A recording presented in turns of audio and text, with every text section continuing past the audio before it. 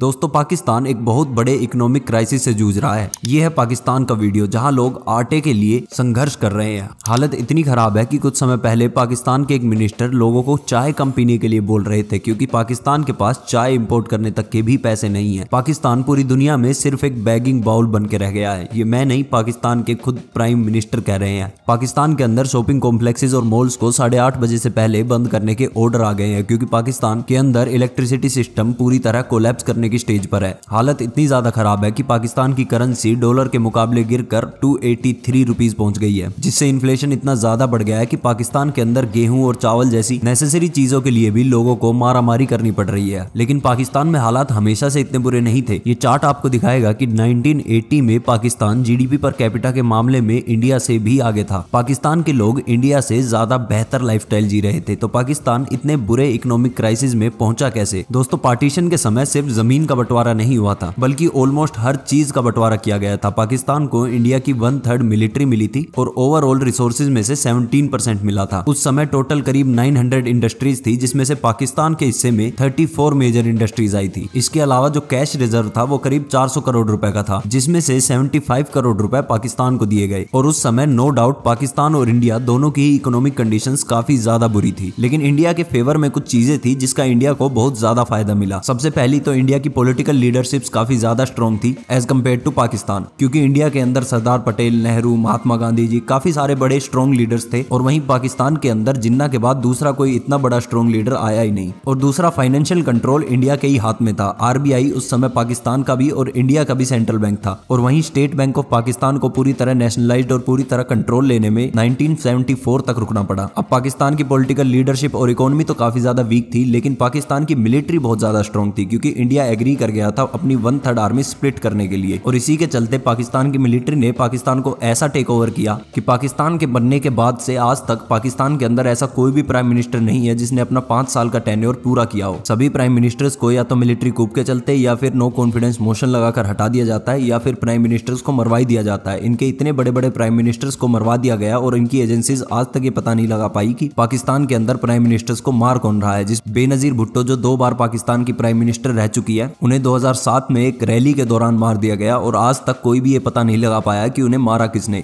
और अभी हाल ही में पाकिस्तान के former prime minister Imran Khan पर एक रैली के दौरान गोली चला दी गई थी और उसका भी अभी तक कोई पता नहीं लगा है कि वो गोली किसने चलवाई। और पाकिस्तान के लिए जो दूसरी सबसे बड़ी थ्रेट है वो है तहरीक तालिबान पाकिस्तान। तहरीक तालिबान पाकिस्तान, जिसको टीटीपी भी बोला जाता है, वो पाकिस्तान के नॉर्थ वेस्टर्न इलाके में जो खैबर पख्तूनख्वा इलाका है उसमें काफी समय से बहुत ज्यादा एक्टिव है। टीटीपी को 2007 में तालिबान के चीफ बैतुल्ला महसूद ने बनाया था। फिलहाल इसका जो लीडर है नूर वाली महसूद, उसने CNN को अभी एक रीसेंट इंटरव्यू दिया था और उसमें कहा था कि हम पाकिस्तान की फोर्सेस के साथ तब तक अपनी लड़ाई जारी रखेंगे जब तक हम पूरे पाकिस्तान पर अपना कंट्रोल नहीं ले लेते। इसी टीटीपी ने पाकिस्तान के अंदर कराची में जो सबसे बड़ा इंटरनेशनल एयरपोर्ट है उस पर हमला कर दिया था। 2014 के अंदर पेशावर में एक आर्मी स्कूल पर अटैक कर दिया था जिसमें करीब 150 लोगों की मौत हुई थी, जिसमें मोस्टली छोटे बच्चे थे। और इसी तरह से टीटीपी ने सिर्फ पिछले साल में ही पूरे 262 अटैक्स किए हैं पाकिस्तान के अंदर, जिसमें हजारों की संख्या में लोग मारे गए हैं। आए दिन टीटीपी पाकिस्तान के पीएम को भी मारने की धमकी देता रहता है। जब तक अफगानिस्तान के अंदर अमेरिका था तब तक इन्हें कंट्रोल करने वाला कोई तो था, लेकिन जब से अमेरिका ने अफगानिस्तान छोड़ा है और अफगानिस्तान पर पूरी तरह से तालिबान का कंट्रोल हो गया है, टीटीपी भी पूरी तरह से पाकिस्तान में एक्टिव हो गया है क्योंकि उन्हें तालिबान से पूरा सपोर्ट मिलता है। लेकिन देखिए, पाकिस्तान पहली बार किसी इकोनॉमिक क्राइसिस में नहीं फंसा है। 1990s के बाद 11 बार पाकिस्तान ने IMF का दरवाजा खटखटाया है और IMF ने हर बार पाकिस्तान की मदद भी की है। तो इस बार ऐसी क्या दिक्कत हो रही है कि IMF भी मदद नहीं कर रहा है? देखिए, IMF जब लोन देता है तो उससे पहले कुछ शर्तें रखता है। 10 दिन तक IMF की टीम इस्लामाबाद में रहकर चली गई, लेकिन पाकिस्तान को लोन अप्रूव नहीं किया। IMF का ये कहना है कि पाकिस्तान रूल्स ही फॉलो नहीं कर रहा और पाकिस्तान की भी मजबूरी है क्योंकि IMF ने रूल्स ही कुछ इस तरह के रखे हैं पाकिस्तान के सामने। IMF के रूल्स के हिसाब से पाकिस्तान को गैस, इलेक्ट्रिसिटी, पेट्रोल, इन सब के जो प्राइसेस हैं वो बढ़ाने चाहिए, लेकिन पाकिस्तान उल्टा कर रहा है। इन सब चीजों पर सब्सिडीज दे रहा है, लेकिन पाकिस्तान अगर ऐसा करेगा तो जनता उनके और खिलाफ हो जाएगी। पाकिस्तान के अंदर अभी लोग सड़कों पर उतरे हुए हैं, पाकिस्तान के खिलाफ हो रखे हैं। IMF ने पाकिस्तान के अंदर जो मिलिट्री ऑफिशियल्स हैं उनकी भी टैक्स रिपोर्ट मांगी है ताकि ये पता चल सके कि मिलिट्री के अंदर कितना घोटाला चल रहा है। IMF ने पाकिस्तान को उनका मिलिट्री बजट भी कम करने के लिए बोला है क्योंकि पाकिस्तान के अंदर लोग तो खाने के लिए भूखे मर रहे हैं, लेकिन मिलिट्री और ज्यादा अमीर होती जा रही है। और यही सब रीजंस है कि पाकिस्तान शर्तें पूरी करके IMF से लोन नहीं लेगा बल्कि दुनिया भर से भीख मांग लेगा। और देखिए, इंडिया एक नेबरिंग पावरफुल कंट्री होने के नाते पाकिस्तान की मदद कर भी सकता है और पाकिस्तान की गवर्नमेंट भी यही चाहती चाहती है कि इंडिया के साथ उनके हालात सुधरे ताकि इंडिया के साथ ट्रेड शुरू हो और पाकिस्तान में हालात थोड़े बेहतर हो। लेकिन अगर पॉलिटिकल एनालिस्ट्स की माने तो पाकिस्तान की मिलिट्री ये कभी नहीं चाहेगी कि इंडिया के साथ पाकिस्तान के रिलेशंस अच्छे हों, क्योंकि अगर इंडिया और पाकिस्तान के रिलेशंस अच्छे हो गए तो पाकिस्तान की मिलिट्री जो हजारों करोड़ों का बजट लेती है, इंडिया को दुश्मन बता बताकर उस पर पाकिस्तान की जनता सवाल पूछना शुरू कर देगी। इसलिए दोनों देशों की गवर्नमेंट जब भी रिलेशन सुधारने की कोशिश करती है तभी वहां की मिलिट्री कोई ना कोई अटैक करवा देती है। 2008 के अंदर जब पाकिस्तान के फॉरेन मिनिस्टर बातचीत करने दिल्ली आए तो मुंबई में अटैक हो गया। 2016 के अंदर जब prime minister Modi ji relation सुधारने पाकिस्तान गए तो उनके आने के एक हफ्ते के अंदर पठानकोट में टेररिस्ट अटैक हो गया। और 1999 के अंदर जब पाकिस्तान के प्राइम मिनिस्टर नवाज शरीफ और इंडिया के पीएम अटल बिहारी वाजपेयी जी ने लाहौर डिक्लेरेशन साइन किया था